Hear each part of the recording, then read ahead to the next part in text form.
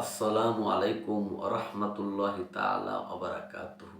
প্রিয় ভাই সব, আমরা সবাই অবগত আছি যে আগামী 12 ফেব্রুয়ারি বাংলাদেশের জমিনে জাতীয় সংসদ সদস্য নির্বাচন অনুষ্ঠিত হবে। এই সংসদ সদস্য নির্বাচন অনুষ্ঠানে অনেকেই ক্যান্ডিডেট হয়েছে, এমপি প্রার্থী হয়েছে। এর মধ্যে দুইটা দল, বাংলাদেশ জামাত ইসলাম এবং বিএনপি, এই দুইটা দলের কে নিয়ে মানুষের মুখে আলোচনা, এবং এই দুইটা দলের ভিতরে হাড্ডাহাড্ডি লড়াই হবে, এবং এই দুইটা দলের ভিতরে যে কোনো একটি দল আল্লাহ তাআলা ক্ষমতায় দিবে এরকমভাবে আশা করা যাচ্ছে। প্রিয় ভাই সব,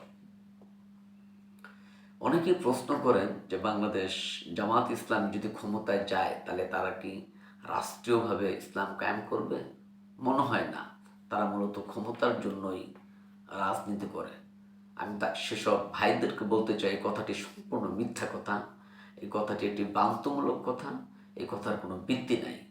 কারণ বাংলাদেশ জামাত ইসলামীর মূল উদ্দেশ্য হচ্ছে যে রাষ্ট্রীয়ভাবে ইসলাম কায়েম করা, কোরআন হাদিসের রুলস অনুযায়ী শাসন করা। যেভাবে শাসন করেছিলেন নবীরা, যেভাবে শাসন করেছেন সাহাবায়ে কেরাম, তাবিঈগণ যেভাবে শাসন করেছিলেন, সেভাবেই ফলো করা তাদের ইচ্ছা। প্রিয় ভাই সব, আপনারা তো কখনোই জামাত ইসলামকে একবারে ক্ষমতায় নিয়ে দেখান নাই যে তারা কিভাবে চালায়। তো আপনাদের কাছে আমার অনুরোধ থাকবে, আপনারা এইবার জামাত ইসলামকে পরিপূর্ণভাবে এককভাবে ক্ষমতায় বসান, দেখেন তারা কি করে। অন্তত পক্ষে তারা যাই করুক, আপনি তো আপনার সওয়াবটা পাবেন। যেমন কোনো ফকির যদি বলে যে আমি দুপুরের খাবার খাই নাই, আপনি আমাকে 100 বা 200 টাকা দেন দুপুরে খাওয়ার জন্য, আর আপনার টাকা যদি হালাল হয়, আপনি যদি সহি নিয়তে ফকিরকে টাকা দেন, আপনি কিন্তু সওয়াব পেয়ে যাবেন। এই ক্ষেত্রে ফকির যদি মিথ্যা কথা বলে, এটা ফকিরের দোষ, ফকির আল্লাহ তাআলার কাছে জবাব দেবে। একজন লোক বাসের ভিতরে যদি বলে যে একটা এতিমখানা করব, বা একটা হেফজখানা করব, বা কোরআন বিতরণ করব, আপনি টাকা দেন, আপনি 20 টাকা, 30 টাকা, 50 টাকা, 100 টাকা দিলেন, আপনি তো সওয়াব পাবেন। আপনার টাকা যদি হালাল হয়, নিয়ত যদি সহি থাকে, আপনি তো অবশ্যই সওয়াব পাবেন। কিন্তু যে টাকাটা চাইলো মাদ্রাসার জন্য, এতিমখানার জন্য, বা কোরআন কেনার জন্য, কোরআন শরীফ কেনার জন্য, সে যদি মিথ্যা কথা বলে থাকে, সে যদি এই টাকাটা নিজে খেয়ে ফেলে, নিজে খরচ করে, কোরআন শরীফ কিনলো না, মাদ্রাসায় দিল না, এতিমখানায় দিল না, এটা তার গুনাহ হবে। কিন্তু আপনার হালাল টাকা আপনি সহি নিয়তে দিয়েছেন, আপনি তো সওয়াব পাবেন, ঠিক কিনা? তদ্রুপ আপনি বাংলাদেশ জামাত ইসলামে ভোট দেন, তারা ক্ষমতায় যাক। তারা যদি ক্ষমতায় যাওয়ার পরেও ইসলামী কোরআন হাদিসের রুলস অনুযায়ী যদি দেশ শাসন না করে, এটা তাদের গুনাহ হবে। তারা আল্লাহ তাআলার কাছে জবাব দিবে। কিন্তু আপনার নিয়ত যদি সহি থাকে, আপনার নিয়ত যদি এরকম থাকে আপনি রাষ্ট্রীয়ভাবে ইসলাম কায়েম করতে চাই, এটা করা ফরজ।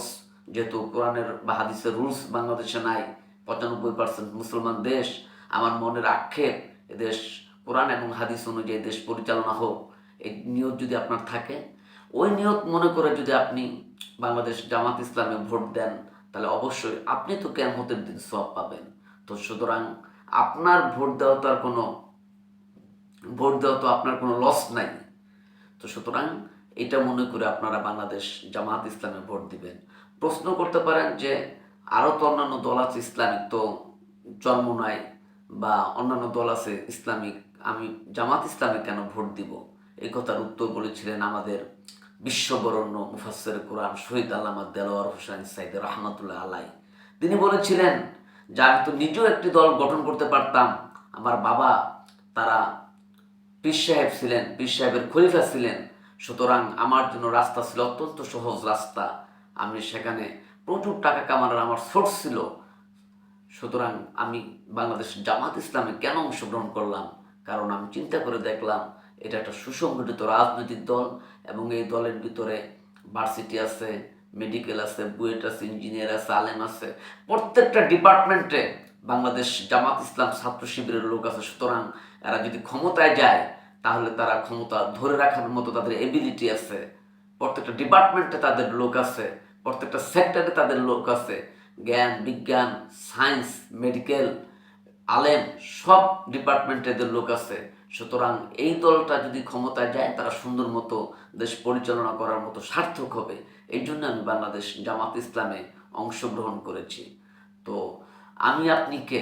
আল্লামা দেলাওয়ার হোসেন সাইদি হুজুর যদি এই কথা বলতে পারে, তাহলে নির্দ্বিধায় জামাত ইসলাম অবশ্যই খুব সুন্দরভাবে দেশ পরিচালনা করতে পারবে।